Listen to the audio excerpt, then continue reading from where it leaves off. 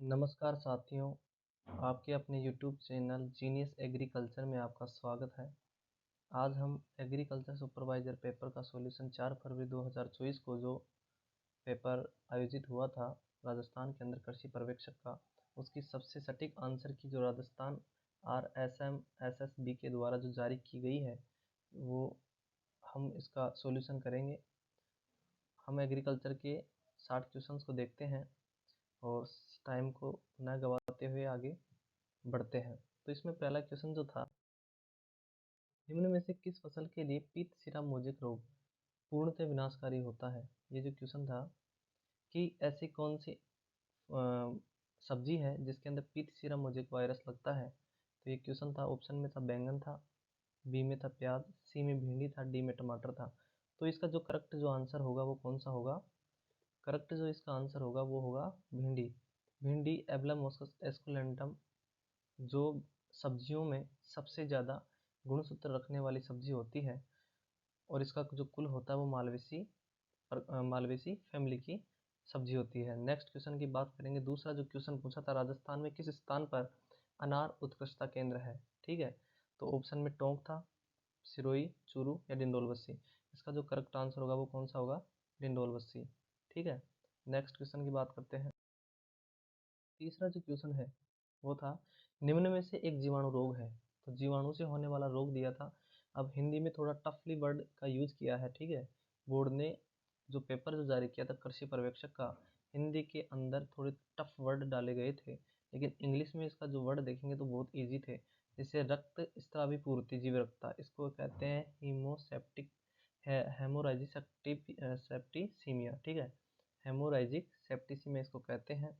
तो जीवाणु के द्वारा होने वाला यही रोग है। बाकी मिल्क फीवर आप जानते हैं, यह पोषक तत्व जैसे कैल्शियम की कमी वगैरह, कैल्शियम की कमी से होता है दुग्ध जबर मिल्क फीवर, जिसमें क्या होता है पशुओं के अंदर जो शरीर होता है उनका तापमान क्या होता है, यही एक ऐसा रोग है जिसके अंदर जो तापमान है वो डाउन हो जाता है। ठीक है, और शरीर धीरे धीरे ठंडा पड़ने लगता है। तो ये मिल्क फीवर जो होता है वो पशुओं में सबसे ज़्यादा गाय और भैंस में होता है, जो सर्वाधिक दूध देते हैं उनमें। ठीक है, रानीखेत आप जानते हैं किसके द्वारा होता है? वायरस के द्वारा होता है, फूट एंड माउथ डिजीज। यह भी एक जीवाणु जनित रोग नहीं है, विषाणु द्वारा होता है ये भी। तो इसका जो करेक्ट आंसर जो होगा वो कौन सा होगा? ए। ठीक है, नेक्स्ट क्वेश्चन की बात करेंगे। चौथा क्वेश्चन है, निम्न में से किस फसल की कौन सी फसल है या ऐसा कौन सा फल है जो लवणीय व सोडियम मृदा दोनों के लिए सुग्राही माना जाता है? तो इसका जो करेक्ट आंसर होगा वो कौन सा होगा? आम। फटाफट देखिए क्वेश्चन को और हम जल्दी जल्दी से आपको बताते हैं, ज़्यादा लेट नहीं करेंगे। नेक्स्ट क्वेश्चन है, चारे की लागत दुग्ध उत्पादन लागत के कितने प्रतिशत पड़ती है? ये क्वेश्चन वेरी इंपॉर्टेंट है कि चारे की लागत जो है दुग्ध उत्पादन के कितने प्रतिशत पड़ती है। तो इसका जो करेक्ट आंसर जो माना है बोर्ड ने वो माना है 60 से 70%। कितना माना है? 60 से 70%। छठा जो क्वेश्चन है, मृदा गठन का यांत्रिक विश्लेषण जो है किस पर आधारित है? ये जो क्वेश्चन है इसका जो करेक्ट आंसर होगा वो स्टोक्स का नियम होगा। ठीक है, इसका बी करेक्ट आंसर होगा। नेक्स्ट क्वेश्चन है, जेली बनाने के लिए निम्न में से सबसे महत्वपूर्ण घटक कौन सा है? पैक्टिन। ये आप सभी जानते हैं, ये क्वेश्चन भी आया था, सबसे इजी क्वेश्चन था ये। एग्रीकल्चर के प्रश्नों में सबसे इजी क्वेश्चन यही था कि जेली बनाने के लिए किस महत्वपूर्ण घटक का प्रयोग करते हैं? तो पैक्टिन। और आप जानते हैं कि जेली मुख्यतः किसकी बनाई जाती है? अमरूद की।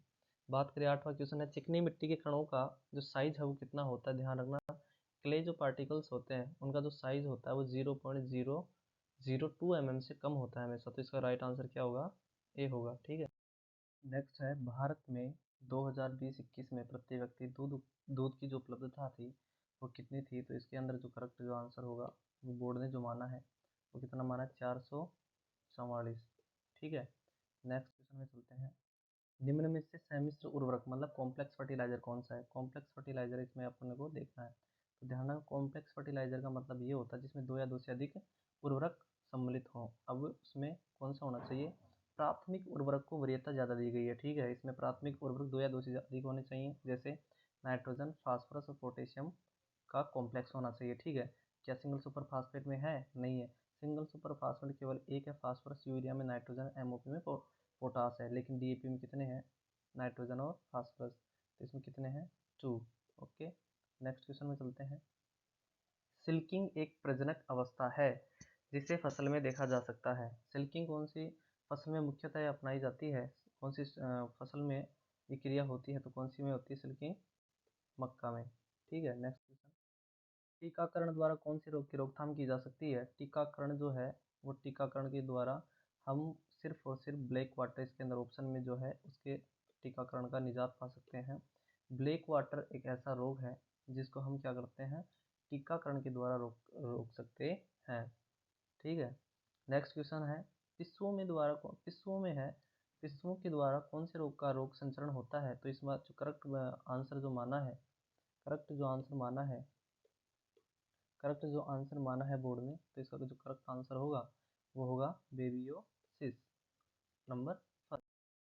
ये जो इम्पोर्टेंट क्वेश्चन है, निम्न में से अपत्रवर्णाशी का उदाहरण कौन सा है? तो इसमें कौन सा आंसर आएगा? इसका जो करेक्ट आंसर होगा वो कौन सा होगा? ग्लाइफोसेट। कौन सा होगा? ग्लाइफोसेट इसका करेक्ट आंसर है। ठीक है, फिर चलते हैं थोड़ा आगे नेक्स्ट क्वेश्चन की ओर। नेक्स्ट क्वेश्चन है, राजस्थान में प्रथम वन नीति, ठीक है, फॉरेस्ट जो नीति है वो कब घोषणा हुई थी? तो राजस्थान में उसकी जो बोर्ड ने माना इसका, और करेक्ट आंसर भी यही होगा। ठीक है, 2010। ठीक है, नेक्स्ट क्वेश्चन। बीजों में विभिन्न वर्गों को उनके प्रारंभिक विकास के वितरण की अवस्थाओं के क्रम में लिखें। तो ध्यान रखना, बीज हमेशा प्रारंभिक जो सबसे पहले जो आता है बीज, हमेशा जो क्रम है, क्रम आरोही क्रम में पूछे, मतलब छोटे से बड़े के क्रम में। तो ठीक है, तो सबसे पहला आएगा केंद्रक बीज, फिर प्रजनक बीज, फिर आधार बीज, प्रमाणित बीज।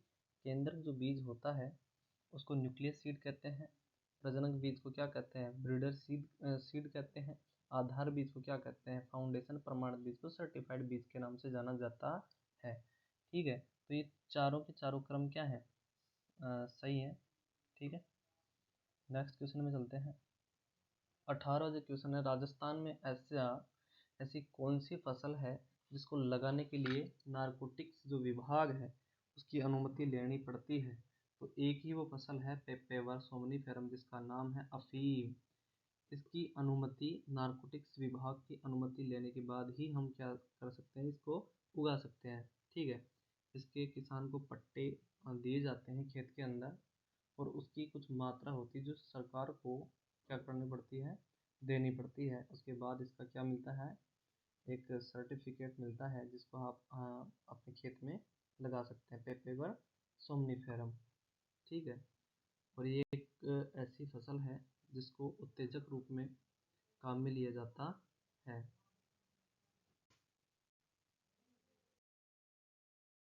बीसवा क्वेश्चन है, निम्न में से किसमें राइबोफ्लेविन की प्रचुर मात्रा पाई जाती है?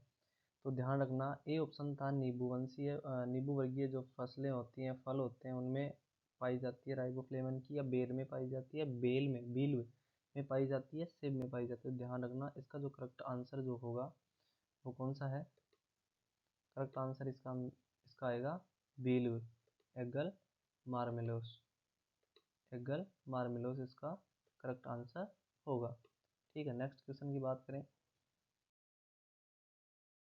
नेक्स्ट क्वेश्चन जो है 21वां है, हवा की अनुपस्थिति में किसमें हरित पौधे के किण्वन द्वारा बने उत्पाद को कहते हैं? तो इसका जो करेक्ट आंसर होगा, अब थोड़ा हम फास्टली चलते हैं क्योंकि क्वेश्चन थोड़े ज़्यादा हैं और हमारे पास थोड़ा टाइम कम है, तो हम फटाफट इसको हम आपको सॉल्यूशन बता देते हैं जो बोर्ड ने ये आयोजित किया है। ठीक है, तो इसका जो करेक्ट आंसर होगा साइलेज। इसका जो करेक्ट आंसर कौन सा है? साइलेज है। हवा की अनुपस्थिति में साइलेज बनाया जाता है। ठीक है, नेक्स्ट क्वेश्चन है, निम्न में से कौन सी फसलें नींबू वंश स्पीशीज से संबंधित मानी जाती हैं? तो ध्यान रखना, किन्नौ नींबू वर्गीय का है, मीठा संतरा नींबू वर्गीय का है, मैंड्रीन नींबू वर्गीय का है, लेकिन कटहल नहीं है। तो इसमें जो कूट नीचे दे रखे थे इनको हम देखना था, तो इसमें कौन सा था? 1 2 4। अब देखो इसमें छाट लो बी, तो इसका करेक्ट आंसर कौन सा होगा? बी इसका करेक्ट आंसर होगा। नेक्स्ट क्वेश्चन की बात करेंगे। 23वां क्वेश्चन है, फलीदार बीजों में क्षति का त्वरित आकलन करने के लिए फेरिक क्लोराइड परीक्षण किया जाता है। ये क्वेश्चन थोड़ा नया था। ठीक है, और इसके जो करेक्ट आंसर जो बोर्ड ने माना है वो कौन सा है? यांत्रिक। कौन सा है? यांत्रिक। नेक्स्ट क्वेश्चन की बात करेंगे। 24 जो क्वेश्चन है, निम्नलिखित में से कौन सा ऐसा उत्पाद है, ठीक है, डेयरी उत्पाद है जिसको रेनेट बनाने के लिए इसको काम में लिया जाता है, तो वो कौन सा होगा? पनीर होगा। कौन सा होगा? पनीर। नेक्स्ट क्वेश्चन की बात करेंगे, सिंचाई योजना निम्न में से किसका विवरण देती हैं? एक था फसल में कितना पानी देना है, दूसरा था ऑप्शन में फसल में पानी देने की आवश्यकता कब है, तीसरा पानी का स्रोत। तो ध्यान रखिए, सोचने लायक क्वेश्चन था। इसमें पानी का स्रोत तो बिल्कुल नहीं आएगा, क्योंकि पानी का स्रोत से मतलब नहीं है। पानी के स्रोत क्या होते हैं? जिनसे पानी दिया जाता है फसलों में, ठीक है। पानी का स्रोत में आएगा कुआं, नलकूप, ट्यूबवेल, तालाब वगैरह, ये सब किसमें आएगा? पानी के स्रोत में आते हैं। झरने वगैरह, झील वगैरह, ठीक है, ये स्रोत होते हैं। तो ये तो आएगा नहीं, तो एक बदो इसका करेक्ट आंसर होगा, सी इसका राइट आंसर होगा। वाणिज्यिक स्तर पर, मतलब एक बड़े क्षेत्र पर खजूर के पेड़ का जो प्रोपोगेशन किस विधि से प्रवर्धित किया जाता है, तो इसका जो करेक्ट आंसर होगा वो ग्राफ्टिंग होगा। ग्राफ्टिंग के द्वारा हम क्या करेंगे? प्रवर्धन करेंगे खजूर का, ठीक है। फिनिक्स डेक्टाइलिफेरा, इसका खजूर का उत्पत्ति स्थान की बात करेंगे तो ईरान इसका उत्पत्ति स्थान माना जाता है, और 2n बराबर 40 गुणसूत्र इसमें पाए जाते हैं। तो ग्राफ्टिंग के द्वारा, अरे सॉरी सॉरी सॉरी, ग्राफ्टिंग के द्वारा नहीं, इसका ऑफशूट के द्वारा करेंगे, ठीक है, सॉरी, थोड़ा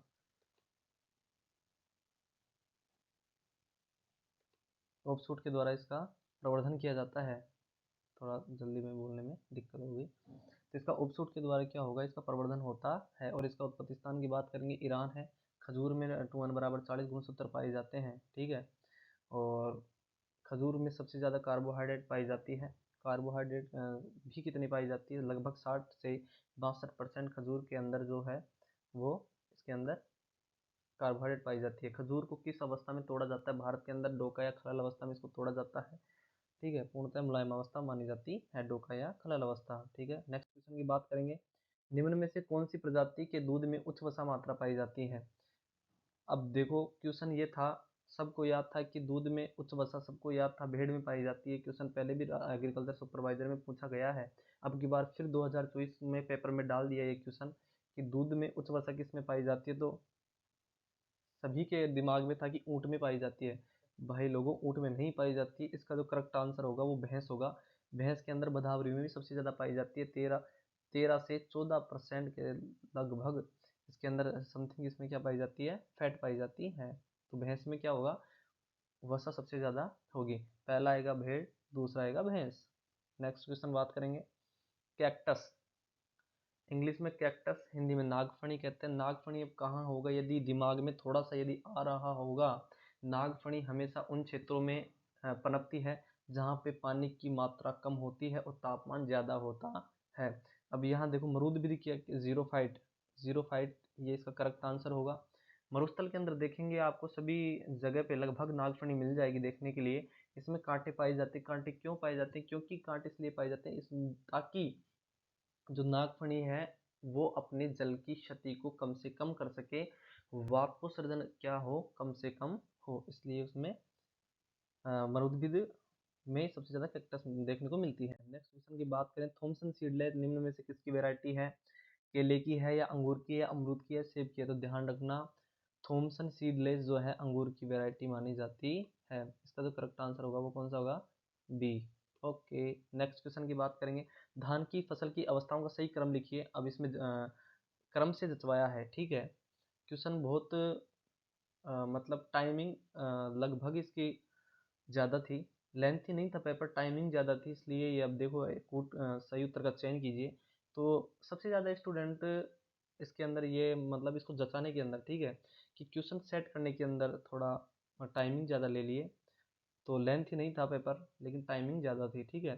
तो सबसे पहले क्या करेंगे हम, जैसे कोई हमारे पास धान की फसल हमारे को लगानी है, ठीक है, तो सबसे पहले हम उसकी नर्सरी बनाएंगे। तो नर्सरी बनाने के लिए दिमाग में आ जाना चाहिए, सबसे पहले हम क्या करेंगे, नर्सरी जो बेड बनाएंगे उस पर सीड की बिजाई करेंगे। तो सीड का होगा, तो इसमें चौथा सबसे पहले आएगा, चौथा आएगा। चार देखो, इसमें ए में भी है और डी में भी है चार। उसके बाद क्या करेंगे, अब नर्सरी में बीज लगा दिए तो फिर क्या करेंगे, धीरे धीरे क्या होगा, उसकी पुष्पपुटिंग होगी, ठीक है। अब पौधा थोड़ा बड़ा होगा तो प्रत्यारोपण के लिए होगा, 30 से 35 दिन बाद प्रत्यारोपण करेंगे। तो 4 3, तो यही क्वेश्चन सही हो जाता है हमारे, 4 3 देख लो, ये डी। इसका करेक्ट आंसर क्या होगा? 4 3 1 2। नेक्स्ट क्वेश्चन की बात करेंगे, बीजामृत से बनता है, ये क्वेश्चन नया है किताब में, राजस्थान माध्यमिक शिक्षा बोर्ड, यदि आप 11th और 12th में देखेंगे तो ये क्वेश्चन बिल्कुल कतई नहीं मिलेगा आपको। ये क्वेश्चन सब कन्फ्यूजन थे, इस क्वेश्चन को लगभग छोड़ दिया गया था। अब बोर्ड इसका जो करेक्ट आंसर मानी है 1 2 3 4 सभी इसके करेक्ट आंसर होंगे अप्रयुक्त मृदा, इसके चारों आंसर सही हैं। ठीक है, ये इसके करेक्ट आंसर है। तो बीजामृत से बनता है गोबर, बीजामृत बनाया जाता है गोबर से, मूत्र से, चूना, अप्रयुक्त मृदा, चारों इसका करेक्ट आंसर होंगे। अप्रयुक्त मृदा इसमें इसका ऑप्शन होगी, राइट होगा। 32वां जो क्वेश्चन है, कवक मूल बड़े पेड़ों के मूल तंत्र और उसके बीच के सहजीवी संबंध को क्या कहते हैं? जो सहजीवी संबंध होता है इसमें क्या होता है? कवक। ठीक है, नेक्स्ट क्वेश्चन। मवेशियों की जो शेड होती है उससे लंबे की दूरी का उन्मुखीकरण होना चाहिए। अब किताब में तो दे रखा है पूर्व से पश्चिम, ठीक है, इस पर रिट लगनी चाहिए और रिट लगेगी इसके ऊपर। और जो बोर्ड ने माना है, बोर्ड ने जो माना है इसका करेक्ट आंसर क्या माना है? उत्तर से दक्षिण, ये इसका करेक्ट आंसर माना है। नेक्स्ट क्वेश्चन की बात करेंगे, निम्नलिखित में से किस फसल को जल की अधिकतम आवश्यकता होती है? तो सबसे ज़्यादा जल की अधिकतम आवश्यकता होगी धान्य फसलों में चावल को होगी, और वैसे सबसे ज़्यादा जल की आवश्यकता गन्ने को होती है, लगभग 900 से 1500 mm, ठीक है, मिलीमीटर गन्ने को होती है, लेकिन यहाँ पे आएगा 900 से 1300 चावल में सबसे ज़्यादा जल की अधिकतम आवश्यकता होती है, क्योंकि ऑप्शन में क्या था? चावल। ठीक है, नेक्स्ट क्वेश्चन की बात करेंगे, पैराक्वाट शाकनाशी अंतर्गत वर्गीकृत किया जा सकता है। इसका जो आंसर बोर्ड ने माना है वो संकुचित माना है, ये क्वेश्चन भी डिलीट होने के पूरे पूरे चांस हैं। नेक्स्ट क्वेश्चन है, अमरूद के लिए निम्न में से क्या सही नहीं है? बंकन, मुरझाना, सस्य नियमन, रक्षण आवरण। ध्यान रखना, अमरूद के लिए जो चौथा जो आंसर होगा इसका ये आंसर ठीक नहीं है। अमरूद में बंकन की क्रिया होती है, मुरझाना, सस्य नियमन तीनों होती है, लेकिन रक्षक आवरण सीमा ये नहीं होती है। नेक्स्ट क्वेश्चन की बात करेंगे, निम्नलिखित में से किस फसल को जल की अधिकतम आवश्यकता होती है? क्वेश्चन अभी हम अपनी स्लाइड में दोबारा रिपीट हो गया, क्योंकि अपनी स्लाइड में रिपीट हो गया, पीछे हम इसको कर चुके हैं, तो इस क्वेश्चन आप जानते हैं, तो इसका राइट आंसर क्या होगा? चावल। ठीक है, नेक्स्ट क्वेश्चन की बात करेंगे। अब बोर्ड ने क्या किया है, क्वेश्चन थोड़ा घुमा कर दिया है कि सूची 1 को सूची 2 से मिलाइए, और हिंदी के ऐसे क्वेश्चन ऐसे वर्ड्स लाए हैं जिनको देखने में काफ़ी टफली पेपर लग रहा था, लेकिन ये टफ नहीं था। आम जो है, आम, अंगूर, पपीता, अमरूद, अब इनमें प्रोपोगेशन जो होता है वो किस विधि द्वारा होता है? आम के अंदर होता है पार्श्व कलम रोपण के द्वारा, ए में दो, ए में दो, ठीक है। अंगूर में बीज, अंगूर के अंदर दृढ़ कास्ट कलम करते यानी हार्ड वुडिंग कटिंग के द्वारा अंगूर में प्रवर्धन होता है, तो बी में क्या आएगा? 4 आएगा, तो इसका राइट आंसर कौन सा होगा? डी।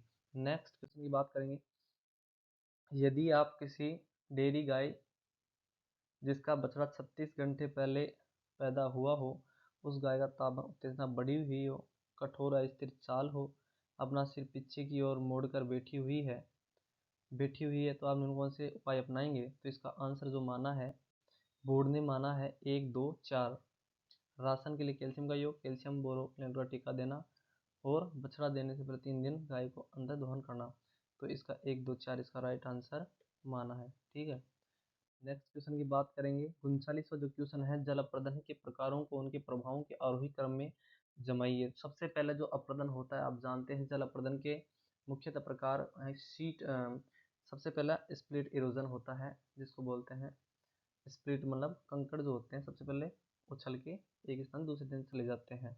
उसके बाद होता है सीट इरोजन, परत अप्रदन, फिर रेल अप्रदन, फिर अवनालिक अप्रदन। ठीक है, तो ये मुख्यतः 4 प्रकार के होते हैं जल अप्रदान, तो इसमें से 3 दिए थे।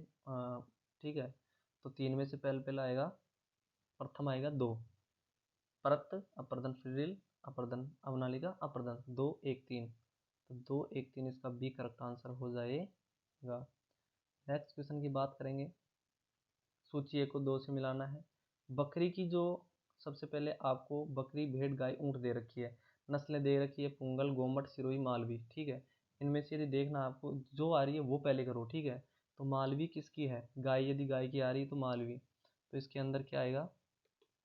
यदि आपको आ रहा है तो कर लो। गाय जो है, गाय की इसमें जो नस्ल है वो कौन सी होगी? मालवी। कौन सी होगी? मालवी।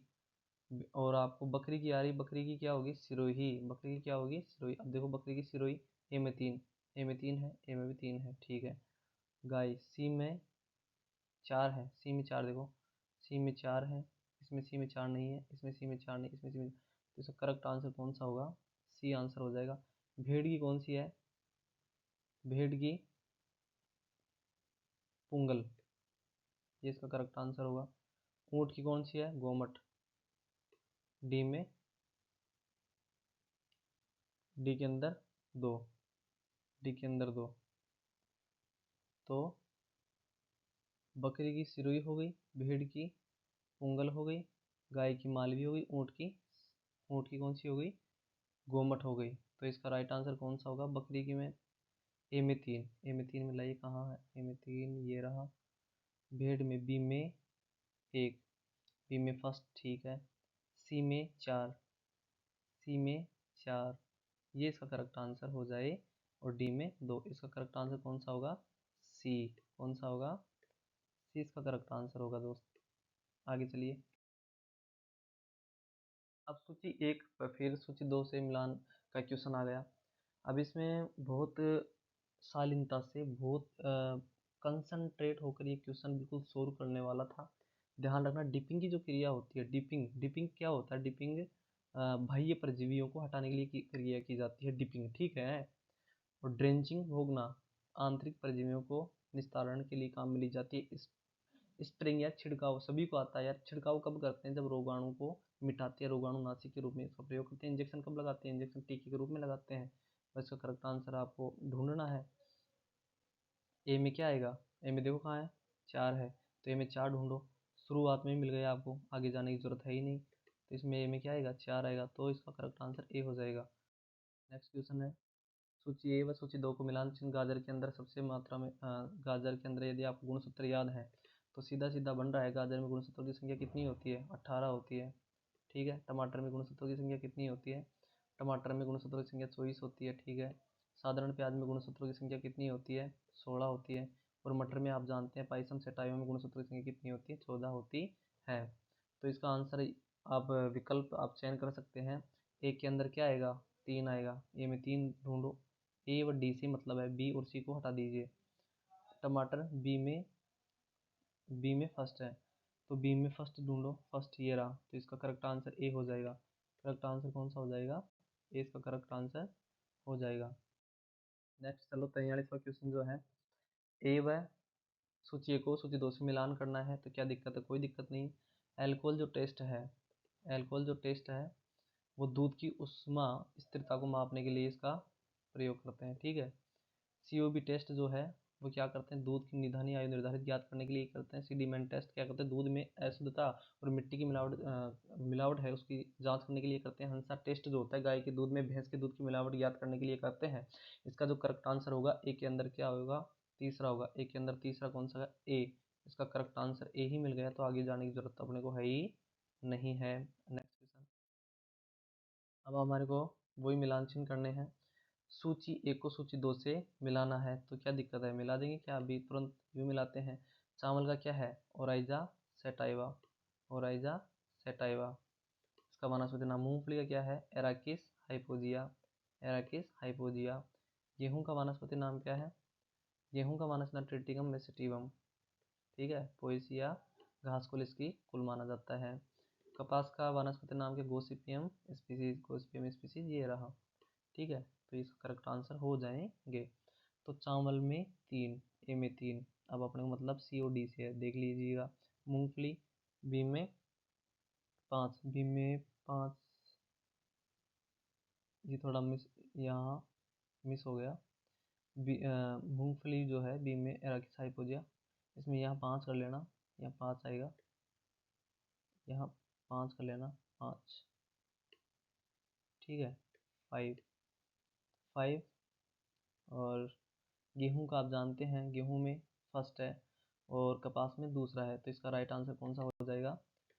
राइट आंसर हो जाएगा सी, ठीक है। Next question. नेक्स्ट क्वेश्चन 45वां क्वेश्चन है, ऊंट प्रबंधन से संबंधित नीचे दिए गए कथनों से पढ़िए। ऊंट, पहला कथन था ऊंट के दूध में उच्च मात्रा में विटामिन सी होता है, सबको पता है, ठीक है, सही है। तुलनात्मक रूप से इसकी निधानी आयु भी अधिक होती है, ठीक है, ये भी सही है। ऊंट के दूध का दही बनाना कठिन है, ये गलत है, तो इसका करेक्ट आंसर कौन सा होगा? सी, केवल केवल और केवल फर्स्ट, सी इसका करेक्ट आंसर होगा। नेक्स्ट क्वेश्चन है, सूची एक को सूची दो से मिलाना। पदाश्य रोग, ठीक है, मुख में छाले होना, फूट एंड माउथ डिजीज, ठीक। नेक्स्ट, बी है मेस्टाइटिस रोग, थन में सूजन आना, थन गर्म होना, थन में दूध की जो धार है उसका निरंतर ना आना, मेस्टाइटिस के रोग हैं जो कि मेस्टाइटिस के रोग माने जाते हैं। थैलेना रोग के नाम से जाना जाता है। थैलेना रोग को ही मेस्टाइटिस कहते हैं। तीसरा है मेरेक रोग, जो एक टांग का अग्रवर्ती विस्तार और दूसरी दूसरी पश्चवर्ती होता है। कीटोसिस में जानवर गोला बनाते हुए चलता है। तो एक में तीसरा मिलाना है, तो एक में तीसरा सीधा सीधा मिल रहा, तो क्या दिक्कत है, बी इसका करेक्ट आंसर हो जाएगा। नेक्स्ट क्वेश्चन,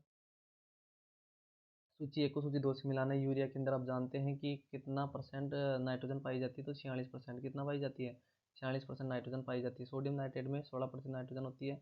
0, 16, 12 में 0% नाइट्रोजन सीधी सीधी दे रखा है। डायमोनियम फास्फेट में 18% नाइट्रोजन होती है। तो मिलाना है अपने को, मिलान चिन्ह करना है, तो क्या दिक्कत है, यूरिया ए में दो, ए के अंदर दो, ठीक है, ए 2 और 3 से मतलब है हमारे को। सोडियम नाइट्रेट की बात करें 16, तो बी में 3, बी में 3, तो इसका करेक्ट आंसर कौन सा हो जाएगा, 2 हो जाएगा। नेक्स्ट क्वेश्चन की बात करेंगे, मवेशी में किसी जानवर के कुल सूक्ष्म भोजन में रिक्त स्थान दे रखा है, फिर पूर्ति मोटे चारे और बाकी बची हुई की पूर्ति सकेंद्रीय चारे से होती है। तो जो आंसर जो करेक्ट होगा 2/3, 2/3 और 1/3 इसका करेक्ट आंसर राजस्थान बोर्ड ने इसका करेक्ट आंसर माना है, ठीक है। नेक्स्ट क्वेश्चन पढ़ेंगे। नेक्स्ट जो क्वेश्चन है, सूची एक को सूची दो से मिलाना है।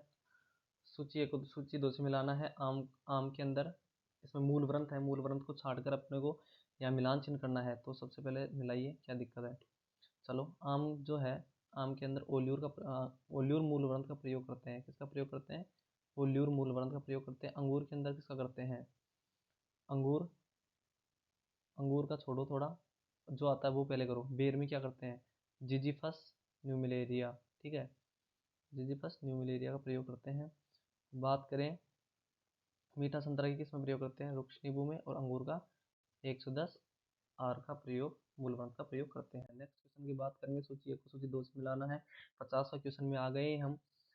एल्यूमिनियम और आयरन की विषाक्तता, एल्यूमिनियम और आयरन की जो विषाक्तता है अम्लीय मृदा में पाई जाती है। अम्लीय मृदा में एल्यूमिनियम और आयरन की विषाक्तता पाई जाती है, देखने को मिलेंगी एल्यूमिनियम आयरन, ठीक है। अम्लीय मृदा में जिप्सम की क्षतिपूर्ति का शोधन सोडियम मृदाओं में मिलेगी। सोडिक जो मृदाएं होती हैं, जिप्सम की क्षतिपूर्ति इसमें मिलेगी, जिप्सम के साथ। ध्यान रखना, लवणीय मृदा की ईसी हमेशा 4 डेसिसाइमन से अधिक होती है। रट लो, दिमाग में सेट कर लो इसको। हमेशा पूछते हैं लवणीय मृदा, लवणीय मृदा, लवणीय मृदा का पीएच मान 8.5 से ज़्यादा होता है, ये भी बात ध्यान रखना।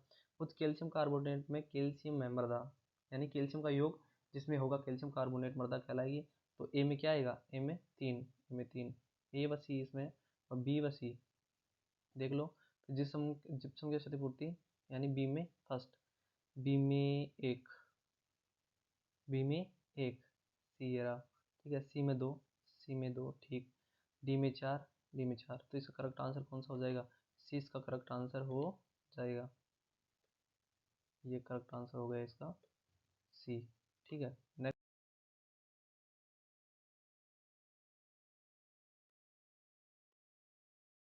अमेरिकी मृदा वर्ग व्यवस्था प्रणाली के अनुसार मृदा कोटि में वर्गीकृत किया गया 12, इसका जो आंसर होगा वो कितना होगा, 12 होगा। 52वां जो क्वेश्चन है वही सूची फर्स्ट से सूची दो को मिलाना है। तो ध्यान रखना, इसका जो करेक्ट आंसर होगा वो होगा जिंक की कमी से, सबको याद था, जिंक की कमी से जो रोग होता है वो धान का खेरा रोग होता है, ठीक है। दूसरा है आयरन की जो कमी होती है, आयरन की कमी से जो रोग होता है वो होता है अंतराशिरीय हरित रोग, इसमें अंतराशिरीय रोग ये होता है।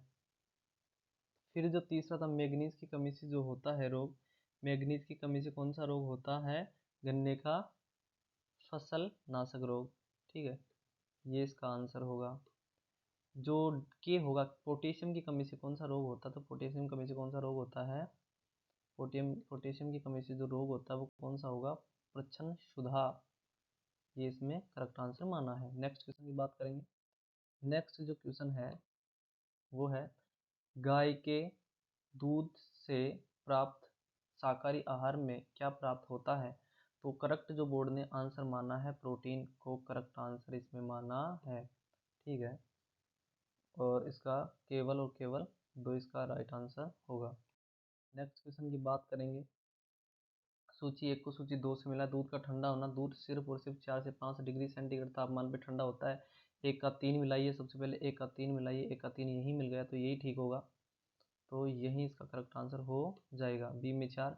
LT low temperature long time जो है वो 63 डिग्री सेल्सियस 30 मिनट के लिए होगा। हाई टेम्परेचर शॉर्ट टाइम होगा 72 डिग्री सेल्सियस 15 सेकंड के लिए होगा।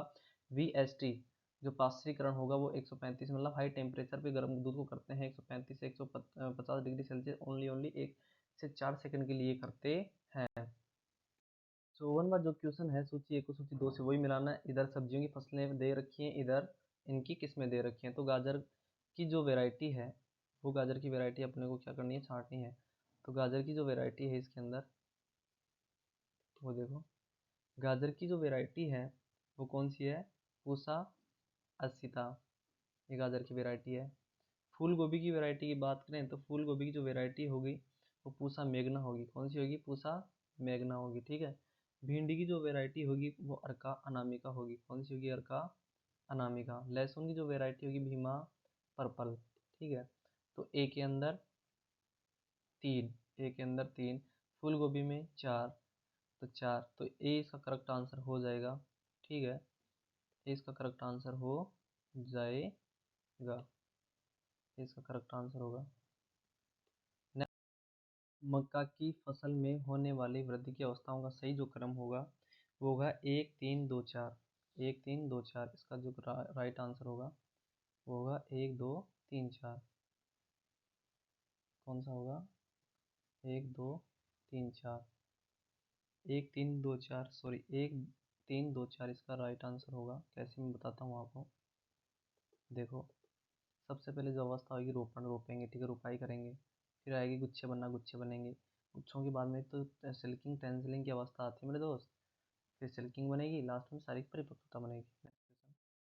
दूध का दोहन कितने मिनट में कर लिया जाता है, तो सभी को याद है 6 से 7 मिनट में दूध का दोहन पशु से कर लिया जाता है। पौधों में कौन से तत्व में अत्यधिक गतिशील होते हैं, अगतिशील नहीं पूछ रहा, इसको थोड़ा ध्यान से मतलब कंसंट्रेट होके इसको पढ़िएगा। तो अत्यधिक गतिशील पूछ रहा है, मतलब हाईली मोबाइल एलिमेंट पूछ रहा है, तो इसमें नाइट्रोजन होगा, फास्फोरस होगा, पोटेशियम होगा, लेकिन कैल्शियम इसमें नहीं होगा। तो 1 2 4, 1 2 4 डी इसका करेक्ट आंसर होगा। 58वां जो क्वेश्चन है वो निम्नलिखित में से कौन सा कथन कुक्कुट हैजा के संदर्भ में उचित है। तो ठीक है, तो ये सभी कुक्कुट में प्रभावित करता है। संक्रामक रोग है, प्रभावित पक्षी हाँफते हैं, खांसी करते हैं, छींकते हैं, उन्हें सांस लेने में परेशानी होती है और विषाणु द्वारा होता है। जो राइट बोर्ड ने माना है वो कौन सा है, विषाणु द्वारा माना है। इसका राइट आंसर केवल और केवल 4 होगा। नेक्स्ट क्वेश्चन की बात करेंगे। 59वां जो क्वेश्चन है वो नीचे दिए गए नस्लों के लक्षणों के आधार पर मवेशी की नस्ल पहचानिए। आपको दिख रहा होगा ये गिर गाय, ये फोटो में लगा दिया हूँ। इसमें पता लग रहा है आपको। बाहर निकला हुआ इसका चौड़ा माथा, लंबा मस्तक है इसका, ठीक है। और आगे की तरफ मुड़े हुए निलंबी इसके कान है, ठीक है। जिसको क्या कहते हैं, पत्ती नुमा इसको कान कहते हैं। सफ़ेद रंग जिस पर सफ़ेद तो नहीं है इसका रंग, लेकिन इसमें जो है शरीर गाढ़े लाल चॉकलेटी कलर का, यही है। तो गिर नस्ल इसका राइट आंसर होगा। और बोर्ड ने भी गिर ही इसको करेक्ट आंसर माना है।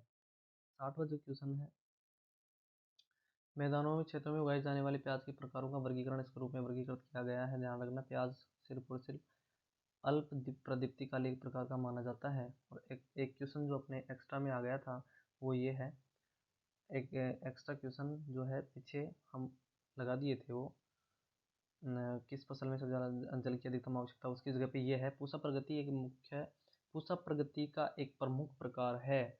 पूसा प्रगति एक उद्यान मटर की किस्म मानी जाती है। तो ये है हमारे राजस्थान एग्रीकल्चर सुपरवाइज़र का जो पेपर है 2004 फरवरी 2024 को आयोजित किया गया था। ये इसकी आंसर की है और ये बोर्ड के द्वारा जो आंसर की निकाली गई है, ये इसका पूरा जो पेपर जिसका सॉल्यूशन है ये वो है। और आपको अच्छा यदि लगा हो तो क्या करें, इसको लाइक कर दें, कमेंट करें और इसको सब्सक्राइब करें, ठीक है। Thank you, thank you, thank you दोस्तों। Okay, done.